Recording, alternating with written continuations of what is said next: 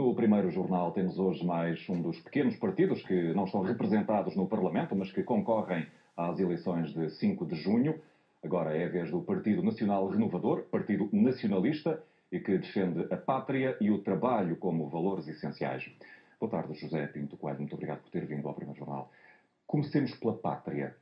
Esta pátria está bem na União Europeia? Boa tarde.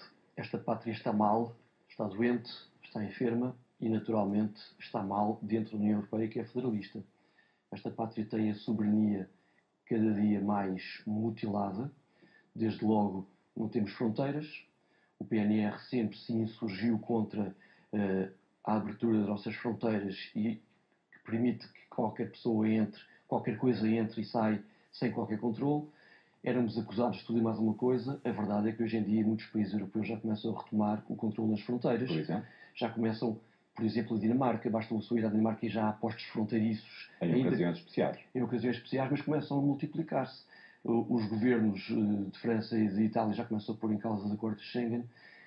Não temos moeda. A nossa moeda não é nossa, é estrangeira. Vamos por partes. Portanto, a pátria está sem soberania, está doente. E assim sendo deveria sair da União Europeia? Nós sempre advogámos que Portugal não está, nem Portugal, nem nenhum país europeu deve pertencer a um federalismo que é arbitrário, que é artificial. E, portanto, nós sempre fomos contra a nossa estadia e permanência na União Europeia. Obviamente não queremos sair de modo irresponsável e lunático. Temos de ter condições. Então como é que essa saída deve ser processada? Do mesmo modo que a entrada foi processada. Durante vários anos houve programas para se entrar, houve acordos, houve um compasso de espera e nós queremos sair. Porque o que é que nós ganhamos por estar na União Europeia? Nada. Ganhamos agora uma fatura pesada. Porque eu não posso aceitar que Portugal é um país pobre sem realidade. Eu acho que isso até é ofensivo. Portugal é um país do primeiro mundo que cada vez, por culpa de estar na União Europeia, está na retaguarda da União Europeia, cada vez mais parece um país de terceiro mundo. Veja, o fosso entre ricos e pobres. Um país do terceiro mundo que recebeu muitos fundos europeus. Mas recebeu para abater a produção nacional. É a mesma coisa que uma família estar a receber dinheiro para não trabalhar. As vias de comunicação. Claro, há coisas, eu não vou dizer, não sou lunático, não vou dizer que tudo é mau. Houve coisas boas, mas isso não é o essencial para programarmos o nosso futuro e para garantir a continuidade. É a primeira vez que eu ouço dizer que houve coisas boas na integração de Portugal na União Europeia. Do mesmo modo que eu acho e entendo que o 25 de Abril foi uma desgraça para Portugal, não vou dizer que tudo foi mau. É evidente que na União Europeia, quem é que não diz que há autoestradas no país, que há obra pública, mas a troco de quê? A troco de termos destruído a nossa produção nacional. Não vê qualquer consequência negativa na saída de Portugal da União Europeia e da moeda única? Vejo que só ganhamos independência e, portanto, não vejo nada de negativo. Desde que não seja uma saída irresponsável. Obviamente que não vejo nenhuma consequência negativa. Se nós somos contra a permanência de Portugal na União Europeia, como é que eu vejo coisas negativas? Como é que é possível estarmos numa União Europeia em que temos a maior zona exclusiva económica no mar e são os espanhóis que aqui pescam? Sabe qual era a taxa de juro de um crédito à habitação, por exemplo, antes da entrada na União Europeia? Eu só sei de uma coisa. Eu não me interessa a taxas de juros porque o povo não vive de números, o povo não vive de estatísticas, vive de realidades. E vejo que em Portugal... A taxa de juro é uma realidade. Ouça, a realidade é que o Portugal não mexe na sua taxa de juros. Era acima Portugal, de 15%.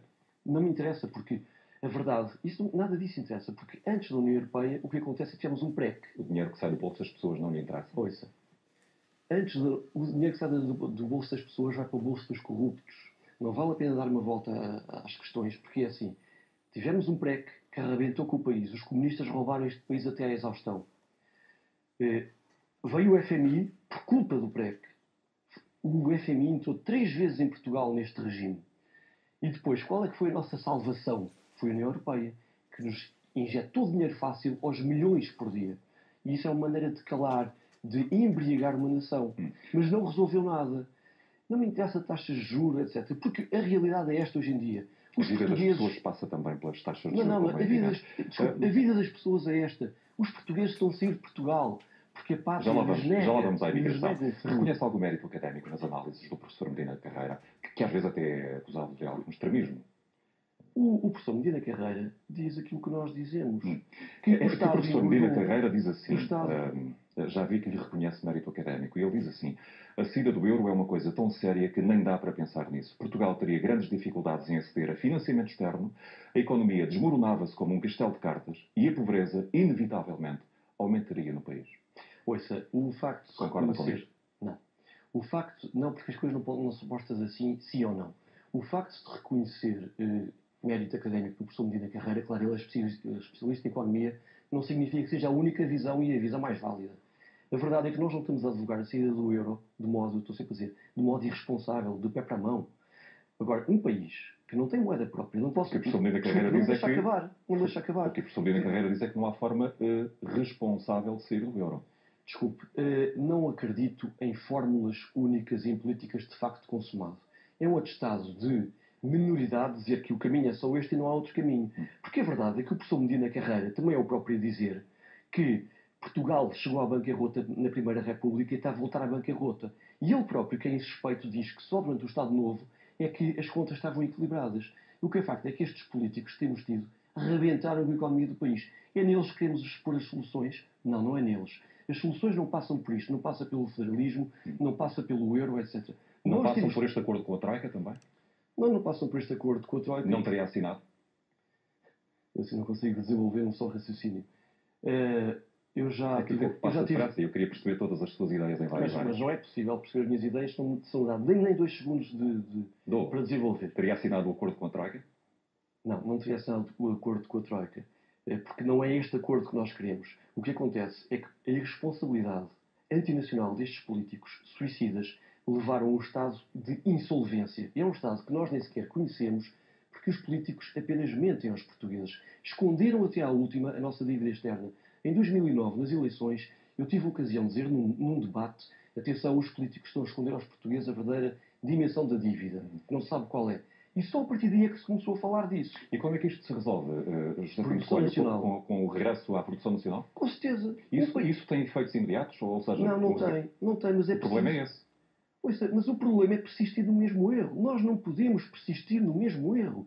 Se trilharmos durante anos um caminho errado que nos levou a ser uns pequenos servos, que só temos um setor terciário e ainda por cima mau, nós não podemos continuar a trilhar o mesmo caminho alegremente. Temos que infletir. Temos que dizer, estes senhores, além de roubarem, serem corruptos, serem imorais e de nos levarem por um caminho errado, têm que ser corridos o quanto antes seja tarde demais. E temos que devolver ao país políticas nacionalistas, de protecionismo, da nossa soberania, da nossa identidade, da nossa economia. Com certeza que sim. Os imigrantes têm cabimento nessa sua maneira de ver a economia e o regresso à produção nacional? Toda a vida o fenómeno de imigração existiu. Eu próprio vivi no Brasil. A imigração sempre existiu e existirá. Eu digo sempre isto, nós não somos contra a pessoa do imigrante, nem contra toda a imigração.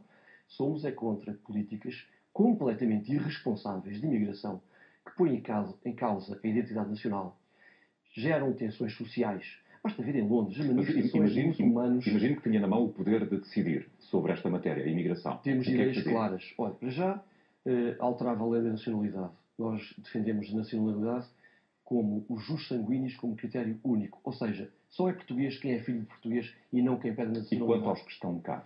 Quanto aos que estão cá, nós sempre defendemos repatriar todos os ilegais, todos os que pratiquem crimes, seja ele qual for, e todos os que vivam de subsídio à dependência. Os que estão por bem e que estão para trabalhar, estão bem-vindos. Pronto, essa é a grande política. Há que reverter os fluxos migratórios. Acabar com o instituto do reagrupamento familiar. Quem quer vir para trabalhar, vem trabalhar, ganha o seu dinheiro e volta para o seu país construir vida. Não é vir um e depois vir dois e vir três, etc. Isso põe em causa a nossa identidade. Qualquer dia, eles são mais do que nós. E não tenham dúvidas, mandam em nós um dia. Já nos desrespeitam nas ruas. Acha normal ver-se em Londres manifestações de muçulmanos a intimidarem, a ofenderem, a ameaçarem o país que os recebe? A Europa está-se a suicidar. Nós, ao dizermos isto, nós não somos maus. Nós estamos a defender aquilo que é nosso, aquilo que é justo.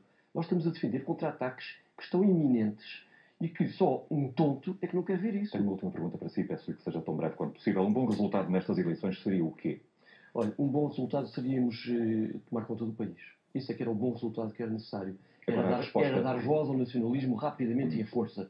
Só que o que acontece é que os partidos têm representação parlamentar. Isso parece irrealista, parece um desejo Não, realista. infelizmente não é realista já. O que é realista era o PNR estar na Assembleia da República, era a melhor coisa que podia acontecer a Portugal. Era uma voz nacionalista que põe o dedo na ferida e que aponta os podres desta gente toda, destes poderosos que vivem em cima da lei, onde a justiça não funciona, onde os casos, Casa Pia, Pito Dourado, Faça Oculto, etc., deixam uma sensação clara que há aqueles senhores que vivem em cima da lei, onde a banca manda e desmanda neste país, onde um país está de pernas para o ar. Isto que é um país que é um paraíso para os criminosos e é um inferno para os polícias, onde não há segurança nas ruas, onde a comunicação social tem este tipo de entrevistas que são altamente, desculpe lá,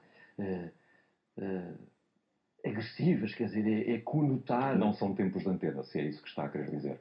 José Pinto Coelho, muito obrigado por ter vindo exprimir a sua opinião. Claro que é a minha ao opinião e de muitos primeiro portugueses, jornal, como é evidente. naturalmente. Muito obrigado Ora, por ter